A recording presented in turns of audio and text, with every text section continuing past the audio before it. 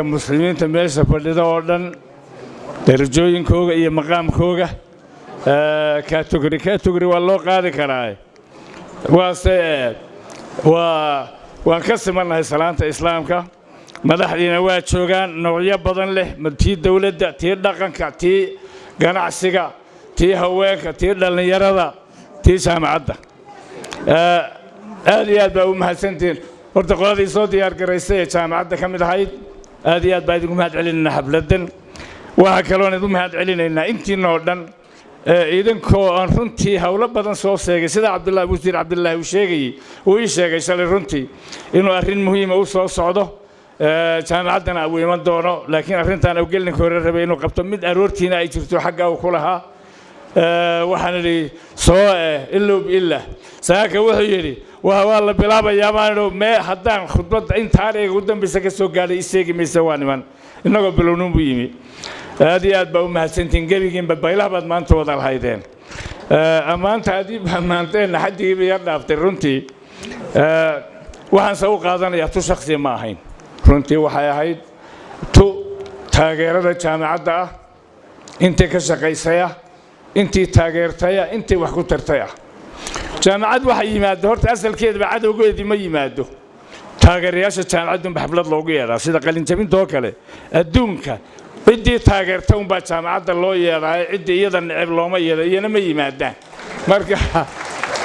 marka inta waa intii taageerayaashii Aymuud anigu khudbad dheer baan ku soo talagalay laakiin waa soo gaabin maadaama aad waqti aan gaadhnay inkastoo aan arkay motivationkiin inuu wali sareeyo waraqaha waan iska dhigay adoo halkan ka gur waxaan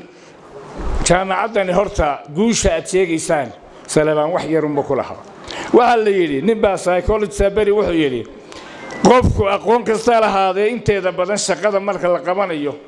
ilaa 115 ayuun buu ku leeyahay purely aqoontiisa inta uu ku leeyahay boqolkiiba 85 ka kale either you are doing it with or through people dad kale baad ku shaqaynaysaa ama cid kale baad la shaqayn bani aadamkan kugu xeer aroortii haddaad soo toosto moodkaaga adigu iskuma haysid dad kale ku hayo inaad cadhooto inaad faraxdo inaad murugooto inaad happy noqoto dad kale ku xidhanta adiga kuma xidhna ilaahay ka soko ama mid baa wax ku diiday ama mid baa wax ku yar dulmay ama ujeedaad lahayd baad adigu naftaadu gaari weedood gaasirtay adigu isma canaananaysid oo yar canooleysa laakiin cid kale adeed saari marka tani waxay ahayd runtii guul wadareed Soomaaliland dhan wada leedahay dad badan ka soo qayb galeen dadka ka soo qayb galanay aad iyo aad u badan yihiin oo ay ahaayeen mesela stakeholderskeenu ay farabadnaayeen dadka ragga fikradda keenay waa stakeholders fikradu laakiin haddii la fulin waayo dariya beenay noqon waxa riyo runta ka dhigay waa fulinta kolba inta u hawlgasho Somaliland maalinta waxaan ku dhiganaa 100 technical school inaan dhisano but we never do it because weynaan u hagar bixin ama at least tamar bayna dhigtay laakiin fikradu adkaysi bay u baahan tahay dad badan baan ka wada qayb galay gudaha iyo dabadaba oo jaamacadana waxa kale oo dadkii lacagta bixiyay u horeeyay xukuumadda oo runtii jaamacad ilaahay xukuumadda ku tirsan tahay ma socoto qabiil iyo gobol midna jaamacad mar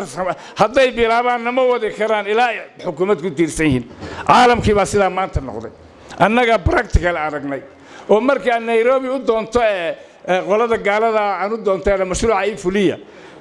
wasaaraddiina ama dawladda ma ku taageersan tahay waynaad warqad ka siiyata xaqiina ala aqal waxani waa dawladdu waxa kale oo runtii ganacsatada dadka publica cid waliba wayna taageertay waxa kale oo ammaan gaar ah leh teamka Amu University maalintii la bilaabay ilaa maanta badankoodu aan ka tagin halka waliba markaa salary-ga eegto waa volunteers way jaamacadaha kale way ka mishaariyeen waxtu sheegay ninka la yiraahdo boqorre jaamacadaha qaarkood qaar baa $3,000 gudoomiyo qaata been idin sheegi maayo ilaa dhawaan $700 ka qaadan jiray jaamacadda oo qoladan yiraahdaan kolba waran waxoogay ku yar kordhino marasal wareedaha ilaahay bana horta de weyn yar wada cawlanay horta cawlaanka aan ka wada baxno runtii oo baasho horta institution haddaad rabtay inaad ogaato tayada institutionka ha akhriin wax uu qoray iyo lacag bangiga u taal institutionka iyo shaqadiisa iyo dadkiisuuna eeg Soomaalida hore u maamado waxa tiri ninkaad kaba ka talinaysa kabiisa eeg meel kale marxaati aad doonay institution runtii waa caynka marka waa guul wadareed aad iyo aad baanad u mahadsantiin waan ku yar talax tagteen in yar runtii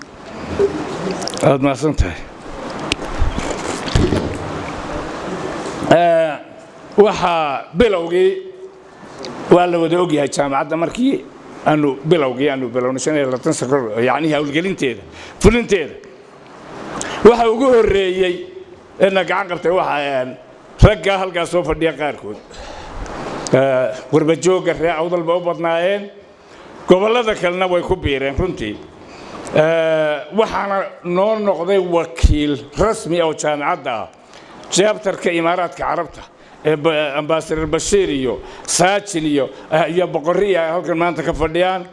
Bashir baa intaan aamusnay horta beriga waan yar hayaan oo markii aan jaamacadda rabnay inaan establish karo waxba ma jirin inta ka hor hadal mooyaane ma jirin wax qabad ayaynu dhan jaamacadda sameynay soo dawladina in la wargeliyo maaha haaba la yiri laakiin warwaa madaxweynaha joogay madaxweynaha hadii uu yiraahdo war tamar ma hayna maanta dib inoogu dhiga yaa ma oran kara cidna de waxaanu yar baynu yar qishaynaa sidaan iskuulada 3 bilood baynaan cidnaba u sheegaynin oo la hoosta ka wadaynaa aan leenahay madaxweynaha inuu tagiyo waana dhab jaamacad baan tijaabinay in la sameyn kariyo in kale dabata 3 bilood bay tijaabadu ahayd waxa noo cadaatay in tijaabadii naajix tahay marka maanta fasax soo doonanay 3 biloodna waan soo wadnay ما oran kara madaxweynaha la waa tijaabo aynu sameeyno experiment oo fiican wasiir aad u fiican uu joogayo waxaanu sanay horta Allah caafiyo daahir caamiye wasiirkii waxbarashada oo fiicna ayaa nala qaatay arintii waanu tagnay madaxweyne markaan u tagnay ayaa daahir yaalo madaxweyne ku xigay madaxweyne baa joogo idin ballaminaya 7 oday oo reer awdala oo madaxdii dhaqanka ah Haji Ahmed Zaan bay naga la jooga Haji Daahir iyo Haji Jaamac iyo odagii aw Nuur ay Haji Nuur ayaa ka tagnay halkan Suldaan Gurina wuxuu naga raacay halkeer madaxweynihii oo 8 cishaan soo dhaadhicin ayaan madaxtooyadii tagnay waxaanu sanay hargabaahiyo xulus oo madaxtooyada ciiriyoomayso dadkii sugayay ilaa 8 cisho sugayay ayaa loo geeyo leeri liiska iyagii baa leeri 7 oday oo reer awdal Haji Daawidna uu naga raacay halka Hargeysa ayaa ku sumgacaydii uu eegay inta saa eegay war awdal ma waxba ka dhacay maalmaha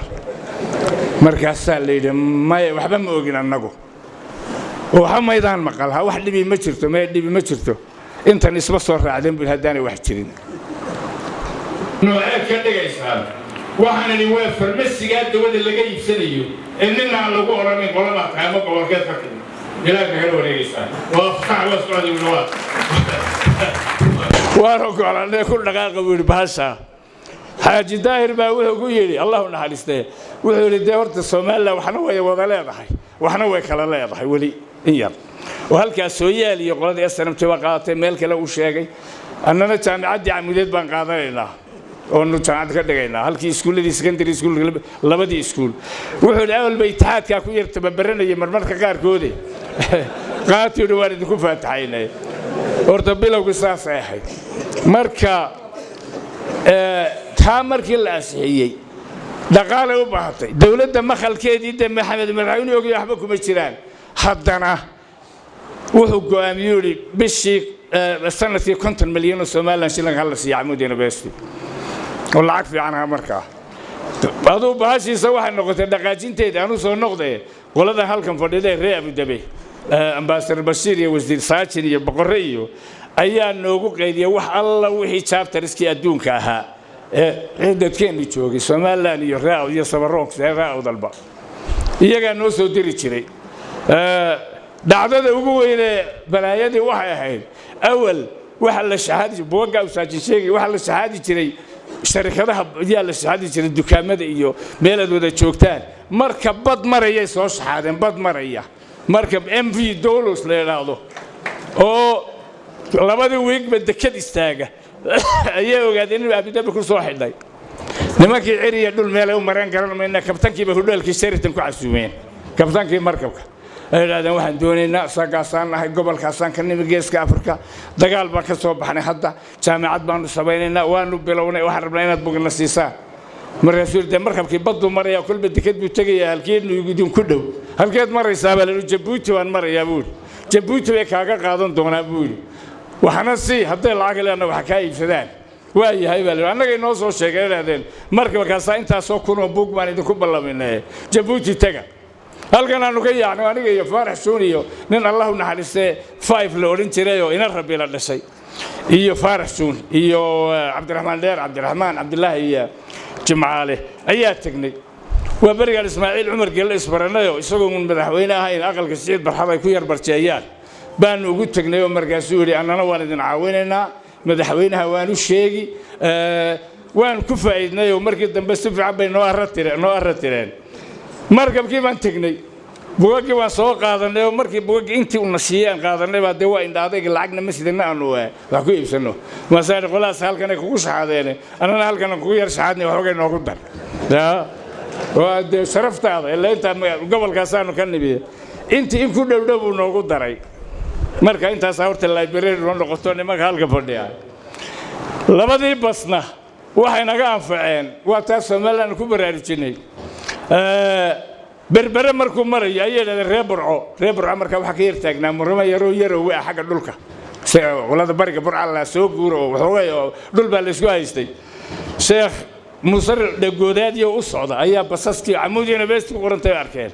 marasay baalka Burco markii geeni karaysa masalan buurta Sheekh baan uga baqaynaa Hargeysa berberi iyo waanu mareynaa boorbe nimanka u sheego reer Burco geel jiraanka waxoogay ka yar gabanay Sheekh Muuse yaba halkii tago yiri halkan waxa nagu dhaafay idina dhul yar baad ku murmaysaan qori baa wada siitaan laba baso Amuud University meel la jaamacada oo boorama u socda 10 sano ka bacdina cigaal joogi maayo cid kale joogi maysa iyaga idin xukumi nimanka jaamacadda samaystay reer Burco maalinta bay iyaguna haloosigii bilaabeen jaamacadda inay samaystaan oo baasho waa la isaga daydaa marka wada taasay nagu afceen lacag walbana bishii walba inoo soo diri jireen runtii labadii sano u horreeyay horta saasaan ku wadnay laakiin labadii sano markay dhamaatay sidii doonarska qabay diir daaleen annaga ka daynay oo halkii waxa noo galay runtii meelaha qaarkood madaxweynihii markaa joogay Maxamed Xaaji Ibraahin Gaal oo deesaan idin sheegay maqalkiisu aanu badnayn ayaa markaanu baahno oo bugag Cabdilaahi Xaashi Abi noo soo diri jiray fara badan oo container ah nooligaan ugu tagi jiray misaarku markuu xagga naga habsaamo gurigiisa intuu ugu tagi jiray anagoo 4-5 ah masalan madaxweyne bisa waa intay u baahantiin inta nin Cabdiraxmaan Ducaale la yiraahdo toos u la hadli jiray Amuud University intaasi dhowr jeer baan walaha ilaa lacag 80 kun waa ka qaadnay isaga marka horta stakeholders ku saasay u badnaayeen oo dawladda Soomaaliland way ku jirtay runtii dad badan ayaa jaamacaddan sidaa u taageeray waxa ka mid ahaa dadka taageeray waa taariikh in laga barta runtii waxa weeye jaamacaddu ma aha marka la yiraahdo reer awdal baa jaamacad sameeyay ama qurba joogay ku faanay isna true waa in ciday tahay la sheegaa dadkii sameeyay ee gacanta na siiyay chapterka Abu Dhabi waa ugu muhiimsanaa qurba joog kalena waa mahadsantiin ku dareen marka ay dalka gudihiisa timaado shakhsiyaad iyo organizations shakhsi ahaan waxa ugu muhiimsanaa madaxweynaha marka dhaafto nin Dr. Aadan Yuusuf Abubakar la yiraahdo yaa garan Dr. Aadan Yuusuf Abubakar Allah u naxariisto ha loo duceeyo ninka jannada in la waraabiyo ninkaasi markaad eegto lacag ka dhigto wuxuu noo qabtay ilaa 100 kun way ka badanayaan 10 sano u horreeyay hay'ad u shaqayn jiray madax ka qoladii ICD International Cooperative Agency Expresso ayaa wuxuu nagu soo wuxuu na siin jiray khubarada rag qaaliya oo ama 3 sano ama 2 sano la jooga midkiiba bishuu qaato 4-5 kun oo qaato oo khubaradaas ayuu noo keeni jiray containero cash daarway noo dhiseen lacag fara badan buu noo khalash karay allah u naxariisto hatta jaamacadda Hargeysa markii la bilaabay wuxuu yiri waa dhageysta anu taasaan waa inay shaqeynayso horta tiina ka shaqeysiyo sida u shaqeysteen iyagoo macaawino kuma shaqeysanina macaawino wax kuma keenin marka aadan allah u naxariisto ninkaas uuna sabiican uu noo shaqeeyay taarahan camuudeede barigii hore laga tagay guryaha ahaa ee nufasalada ka dhignay 9 bay ahaayeen 9kiiba waxa nala dayactiray Cabdullaahi Darawal oo wasiirka dibadejinta oo runtii oo qiimaha yaanu badanin laakiin dayactirin buu ahaa oo la kala gooyay oo waxa mar qura noo soo baxay annagoo dhismayaal u baahan 18 fasal iyo 9 xafiis baa nooga soo baxay halka oo marka taana way lahayd Telsom iyo Dahabshiil labaduba si fiican bay noo caawiyeen Telsom waa sida Cabdul Qaadir sheegay biyana isku fasal baanahay kombiyuutarradii u horeeyay dayactir jidkan jaamacadda igaal waa runtii lacag badan baa ku baxay 200 kun 280 kun oo kaash keenan iyagu maalintii qolada Telsom annagoo runtii baahan oo daamur UND buudan siisay jidka dil loo xawilay oo de marka boqolkii cishay ay ku jireen bahan dawladda xagga loo duway ayaan anna 300 oo daamuraan u baahday Telsom baan u tago shiraysa warintaas inteed ga bixinaysaan waxay yiraahdeen haddaan ku siino $30,000 may kugu yartahay ma way ugu badan tahay baad ilaa nin baahan baan oo la meeray waliba way ugu badan tahay check bi halkii igu qoreen ilma faarax arbina $5,000 bay ugu dareen daamurkii jidkii u baanaa oo dhan intaas uu noqdo waliba uu barka halay marka aad iyo aad ilaa imakana waa isla soconaa Dahabshiil aqalkan waa runtood aqalkan imanka aan ku jiro shay baadhu ahaan jiray yaroo gaboobay waa hoos laga dumiyay laakiin 6 sano ku qalin jabinayna aqalkan oo nus intii yareed halka luuqa saqafkii waa laga qaaday waa la dumiyay dusha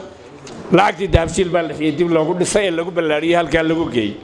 aad iyo aad baan uga mahad celinaynaa Amoud Foundation not only jidka uu ma yahay isbitaalka oo $100,000 ku baxeen iyaga na siiyay